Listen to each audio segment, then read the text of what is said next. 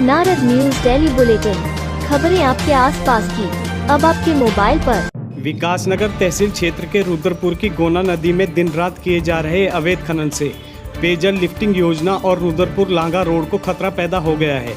खनन माफियाओं द्वारा नदी किनारे ढांक से रेत, बजरी व पत्थरों की चोरी की जा रही है। खनन माफियाओं के हौसले इतने बुलंद है कि उन्हें ना तो तहसील प्रशासन का डर है और ना ही पुलिस प्रशासन का। बता दें कि उत्तराखंड की नदियों में शासन द्वारा बरसात में 3 माह के लिए पूर्ण रूप से प्रतिबंध लगाया गया है। स्थानीय लोगों के मना करने के बावजूद खनन माफिया सीना तानकर नदी से दिन दहाड़े अवैध खनन कर रहे हैं। ग्रामीणों का कहना है कि पुलिस व वन विभाग को शिकायत करने के बावजूद कोई कार्रवाई नहीं की जा रही।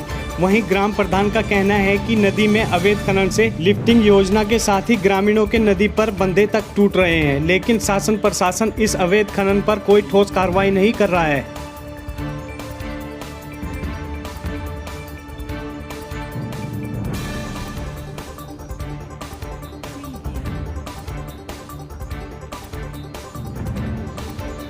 आज पूरा ग्राम सभा नहीं, ये पूरा हमारा क्षेत्र प्रभावित है खनन से, और खनन बंद है, लेकिन पता नहीं किसकी सह पे इतना बड़ा खनन हो रहा है।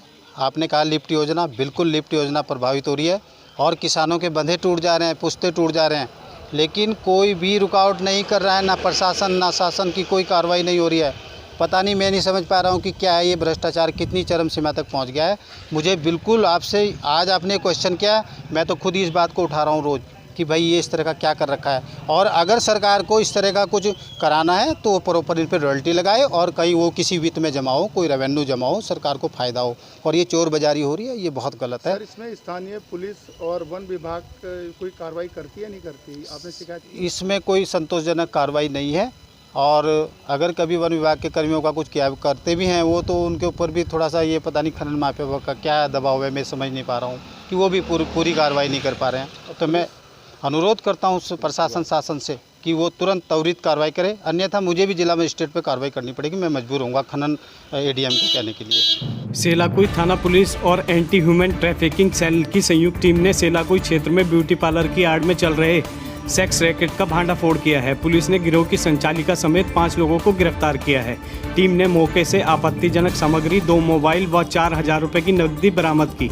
5 आरोपियों के खिलाफ पुलिस ने अनैतिक देह व्यापार निवारण अधिनियम में मुकदमा दर्ज कर दिया है। सेलाकुई पुलिस को कुछ दिनों से थाना क्षेत्र के अंतर्गत बाया खाला में एक मकान में संदिग्ध गतिविधियां संचालित होने की सूचना मिल रही थी। इस जानकारी मिलने के बाद थाना पुलिस ने एंटी ह्यूमन ट्रैफिकिंग सेल से संपर्क साधा। इसके बाद पुलिस अफसरों के निर्देश पर संयुक्त टीम गठित की गई। टीम ने गुरुवार मध्य रात्रि को बायाखाला स्थित एक मकान में औचक छापामारी की। यहां 2 कमरों में 3 महिलाएं व 2 युवक आपत्तिजनक स्थिति में मिले। मौके से पुलिस को आपत्तिजनक सामग्री भी बरामद हुई। पुलिस ने मौके से महिला समेत 5 आरोपियों को गिरफ्तार कर लिया। पुलिस ने गिरोह की संचालिका, दिल्ली व सहारनपुर यूपी की निवासी 2 युवतियां और इश्तियाक उर्फ राज पुत्र निसार अहमद निवासी ग्राम ढाकी सहसपुर व अक्षय वर्मा पुत्र देवेश वर्मा निवासी खेकड़ा बड़ा गांव बागपत उत्तर प्रदेश के खिलाफ अनैतिक देह व्यापार निवारण अधिनियम में मुकदमा दर्ज कर लिया है। एसएसआई आलोक गौड़ ने बताया कि देह व्यापार में शामिल दोनों युवतियों को पीड़िता नहीं माना जा सकता। यूपी व दिल्ली की रहने वाली दोनों युवतियां स्वेच्छा से यहां पहुंची हैं। युवतियों को कोई लाया नहीं है, वह स्वयं आई हैं। लगातार हो रही मूसलाधार बारिश अब आम लोगों के लिए मुसीबत का सबब बनकर बरसने लगी है। शुक्रवार दोपहर बाद जीवनगढ़ पंचायत के वार्ड नंबर 6 में एक कच्चा मकान ध्वस्त होने से सारा घरेलू सामान नष्ट हो गया। परिवार में महिला समेत 6 बच्चों ने किसी तरह भागकर अपनी जान बचाई। जीवनगढ़ निवासी निशा पत्नी शहीद खान के सामने अब सुरक्षित ठौर तलाशने की समस्या खड़ी हो गई है। प्रभावित परिवार ने तहसील प्रशासन से मदद की गुहार लगाई है। जन संघर्ष मोर्चा के जिला मीडिया प्रभारी प्रवीण शर्मा पिन्नी ने कहा कि भारतीय स्टेट बैंक शाखा विकासनगर में सिर्फ एक कैश काउंटर होने के चलते खाता धारकों को भारी कठिनाइयों का सामना करना पड़ रहा है। कई घंटे बैठने के बाद भी खाता धारक खाली हाथ लौटने को मजबूर हैं। अगर सौभाग्यवश नंबर आ भी जाता है तो सर्वर डाउन या अन्य बहाने बनाकर उनकी परेशानी को और ज़्यादा बढ़ाया जा रहा है। उन्होंने कहा कि मोर्चा द्वारा जनता की शिकायत के आधार पर स्वयं बैंक की हालत परखी, जिसमें ग्राहकों के उत्पीड़न की सत्यता पाई गई। उन्होंने कहा कि बैंक ग्राहकों की सुविधा के लिए है, न कि उत्पीड़न के लिए। उन्होंने कहा कि जनसंघर्ष मोर्चा बैंक प्रशासन को आगाह करता है कि अगर समस्या का समाधान नहीं किया गया तो बैंक में ताला ठोकने से भी मोर्चा गुरेज नहीं करेगा। पूर्व प्रधानमंत्री राजीव गांधी की 77वीं जयंती पर शहर कांग्रेस कमेटी की ओर से तिलक भवन में उन्हें श्रद्धासुमन अर्पित किए गए। कांग्रेस कार्यकर्ताओं ने देश के वर्तमान राजनीतिक हालातों पर चर्चा करने के लिए एक विचार गोष्ठी भी आयोजित की। पूर्व कैबिनेट मंत्री नव प्रभात ने कहा कि राजीव गांधी ने देश के युवाओं को नई दिशा दी।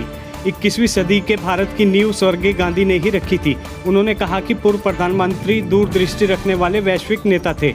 उनके द्वारा रखी गई नींव पर ही आज बुलंद भारत का निर्माण हो रहा है। शहर कांग्रेस अध्यक्ष संबी प्रकाश ने कहा कि राजीव गांधी संपूर्ण विचार दर्शन थे जो भारत के कण कण में बसा हुआ है। पंचायतों को मजबूत करना और महिलाओं की भागीदारी सुनिश्चित करना राजीव गांधी की ही देन है। इस दौरान संजय जैन, प्रेम प्रकाश अग्रवाल, मुनीर अहमद, राजीव शर्मा, यासीन मिर्जा, विकास शर्मा, नीरज अग्रवाल आदि शामिल रहे।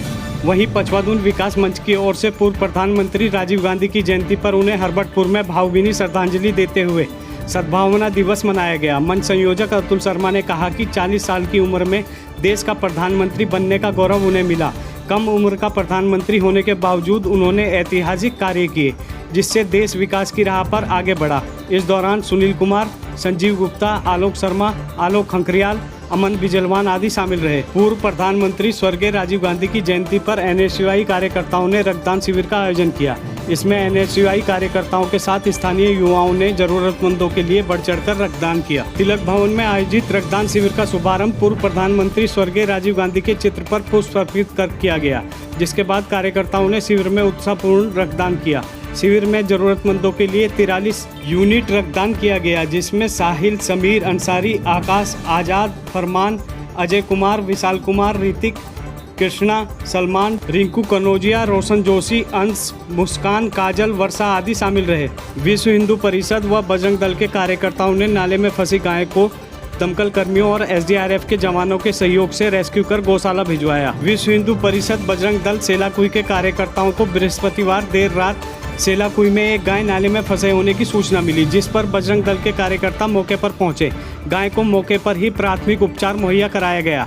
गाय के लिए चारे की व्यवस्था की गई। सुबह होने पर दमकल कर्मियों के सहयोग से गाय का रेस्क्यू किया गया और गाय को रतनपुर स्थित गौशाला भिजवाया गया। जिला सह संयोजक शेखर बंसल ने कहा कि बजरंग दल गौरक्षा के लिए समर्पित है। उन्होंने लोगों से गाय के संरक्षण और संवर्धन की अपील की। इस मौके पर हर्षदीप गुप्ता, रमेश ढोंडियाल, धर्मेंद्र चौधरी, तुषार वास्तव, अभिषेक, सूरज, अमन, परवीन, पीयूष चौधरी आदि मौजूद रहे। उत्तराखंड में कोरोना की दूसरी लहर में नए संक्रमितों की संख्या में उतार चढ़ाव जारी है। शुक्रवार 20 अगस्त को स्वास्थ्य विभाग की ओर से जारी रिपोर्ट के अनुसार प्रदेश में कोरोना के 15 नए संक्रमित मिले। इस अवधि में कोई मौत नहीं हुई। वहीं 24 कोरोना संक्रमित स्वस्थ हुए।